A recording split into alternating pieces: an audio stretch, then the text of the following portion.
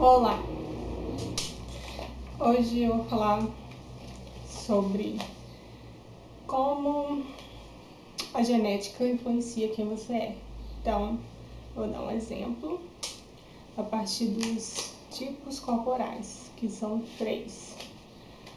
E aproveitar para fazer aí uma revisão de genética para vocês. E um pouco de evolução também. Então, o de hoje é sobre os 3 biótipos corporais, que são o ectomorfo, o endomorfo e o mesomorfo. Eles também têm outras denominações. Essas denominações foram dadas pelo fisiologista Ernest Haber. Deixa eu ler aqui. É William Herbert. E Ernest Kussmaul foi um psiquiatra que denominou como sendo o ectomorfo astênico lipossômico, leptossômico, o mesomorfo atlético e o endomorfo piquenico. Então, essa denominação aqui está relacionada com, ele relacionou os biótipos corporais com a personalidade do indivíduo. Também é bem interessante. Então, vamos para a definição do dicionário para biótipo. Tem muitos artigos que estão escritos biotipo sem acento no O, porém, essa denominação não é a correta. A correta é biótipo, até porque não tem biotipo no dicionário, nem mesmo virtual, então vou ficar com a definição do dicionário. Biótipo, em biologia, conjunto de indivíduos cujos patrimônios genéticos muito se assemelham. Nós vamos usar o segundo, que é o da medicina, que se trata do tipo constitucional, ou seja, a constituição corporal. Então, vamos lá. Os ectomorfos são pessoas normalmente magras e altas. Porém, isso pode variar quanto à estatura. A estatura pode variar, ela pode ser uma pessoa mais baixa, não ser tão alta assim. Mas o que predomina é que elas possuem uma estrutura óssea bem predominante. Então, elas possuem uma quantidade de tecido ósseo muito maior do que tecido lipídico e do que tecido muscular, certo? Então, o organismo delas priorizam a produção óssea em detrimento dos demais. Isso pode variar a quantidade de tecido lipídico ou de tecido muscular, como segunda opção, mas sempre a primeira opção do organismo será produzir massa óssea. Então, normalmente tem as pernas finas, os braços finos, são pessoas longilíneas, certo? E quanto aos mesomorfos, que são também chamados de atléticos, são indivíduos cujos corpos são musculosos naturalmente. Então, eles têm uma definição corpórea já desde muito cedo. Então, normalmente, eles têm no máximo 1,70. Isso pode variar, sim, podem ser indivíduos mais altos ou menores, dependendo aí de outros fatores genéticos, né? Então, o organismo deles dá prioridade para a produção de massa muscular. E depois de gordura e, por último, de massa óssea. E esses dois podem alternar, às vezes pode ser óssea em segundo lugar e, por último, gordura, o que seria o ideal, tá? E, por último, os endomorfos são as pessoas que têm a tendência a acumular gordura nas mais diversas regiões do corpo. Então, elas normalmente têm uma flacidez corporal, porque elas possuem uma predominância de tecido lipídico no organismo. Em segundo lugar, de músculo, e terceiro, óssea. E essas duas pode se alterar, as duas últimas. Pode ser primeiro, como sempre, o primeiro será gordura, depois músculo, e não, primeiro gordura, depois óssea e depois, e por último, muscular. Isso também pode ocorrer, certo? Então, esses fatores de constituição que constituem o organismo são fatores genéticos, tá?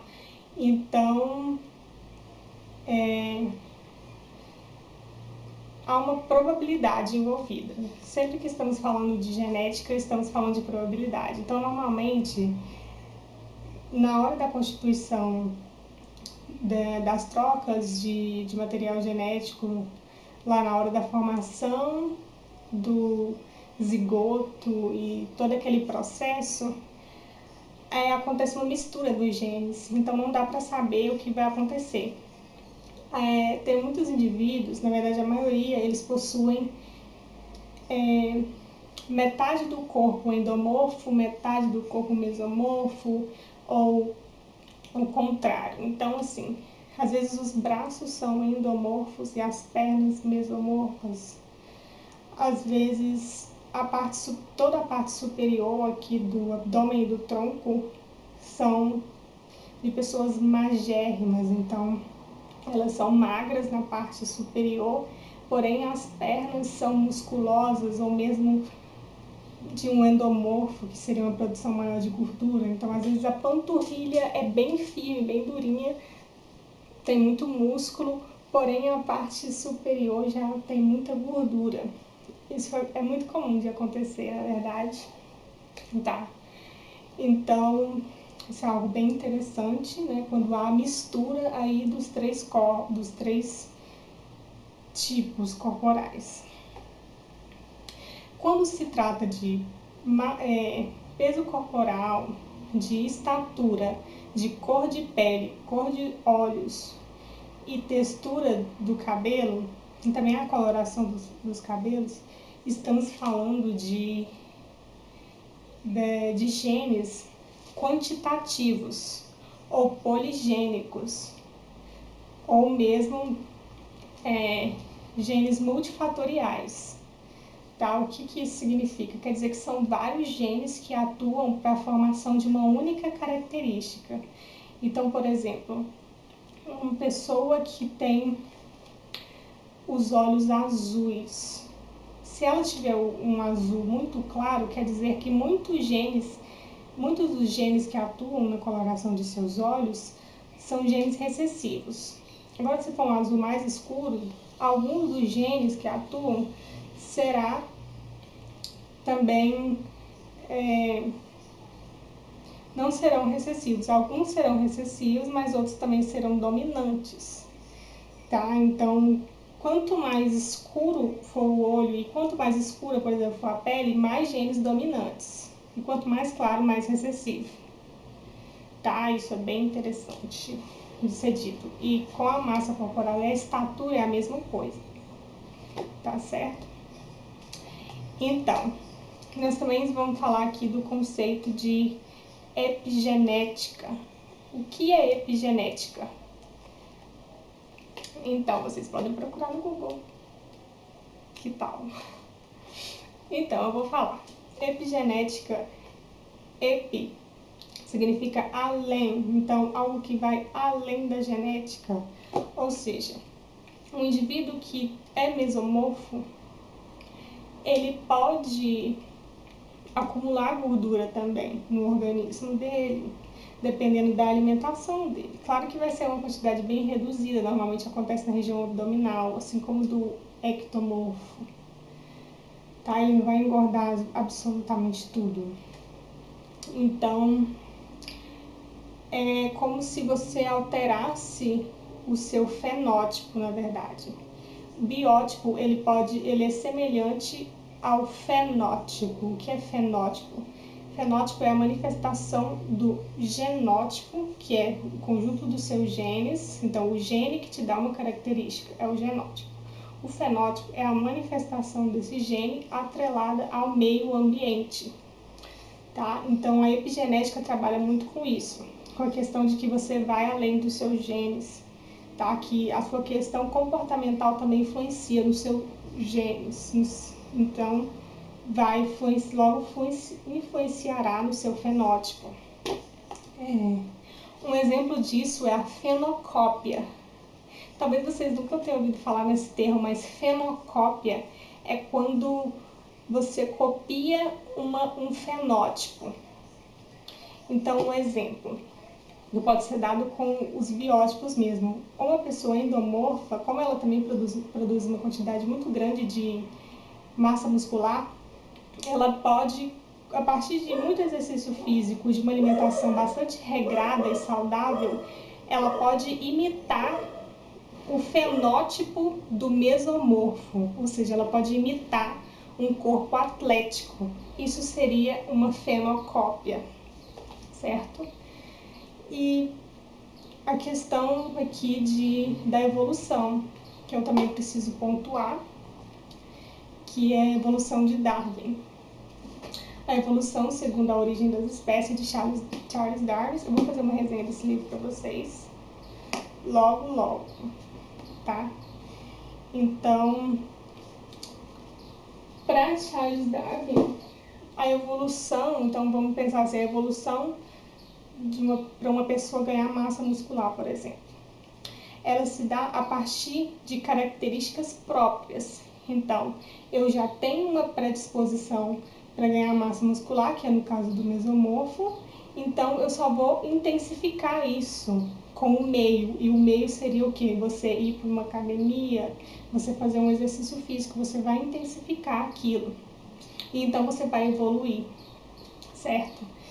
E o que é diferente, por exemplo, do que muitas pessoas pensam, que estaria ligado ao lamarquismo. O que seria uma questão lamarquista? De que você poderia alterar o seu genótipo a partir do meio. Isso não é verdade. Ou seja, que o organismo ele se obriga a se modificar por causa do meio que ele vive. Tá? Essa é uma teoria que caiu por terra. Ela não é usada mais hoje em dia, sim é de Darwin.